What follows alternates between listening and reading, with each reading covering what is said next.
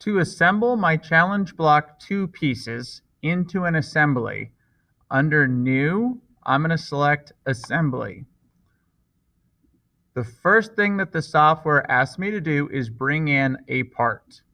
The part that I'm going to bring in will be the part that is fixed in space. So if whatever you're doing in the future has something that rotates or moves, do not bring that in first. Bring in the stationary portion.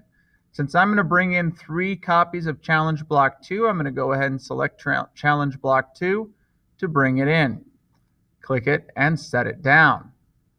I will need to do Insert Component again and bring in another copy. I'm going to assemble this copy first before bringing in the last one. I'm going to use the Mate tool. The Mate is how I align things. Watch carefully.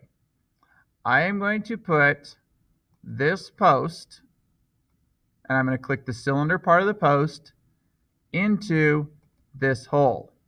Now, since my blocks cannot actually do this in real life, I am going to flip my mate alignment right here using these tools. I click flip it.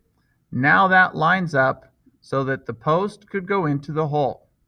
I'm going to accept it. If you don't accept it, it doesn't make that mate stick.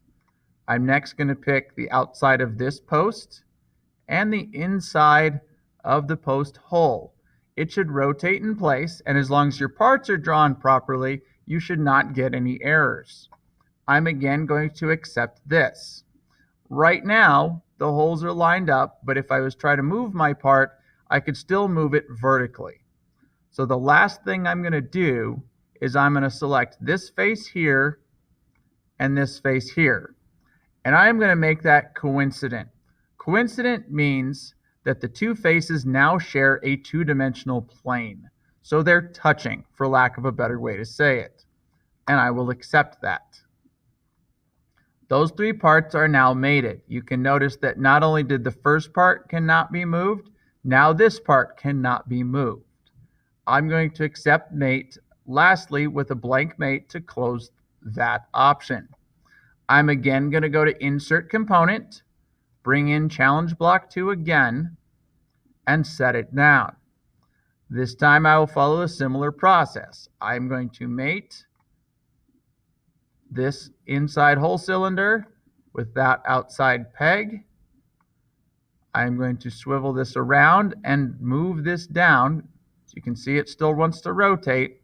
Oh, I did not accept it. I will accept it now. I need to do that so that I can see this hole and that peg and mate those. Now I should not be able to rotate this. This only moves up and down. My last mate is this surface here to that surface there. And I accept. And I could continue mating in this style. However, the 3-block mate, the 3-block assembly is all we need for this project, where all blocks are now fixed in place and cannot be moved.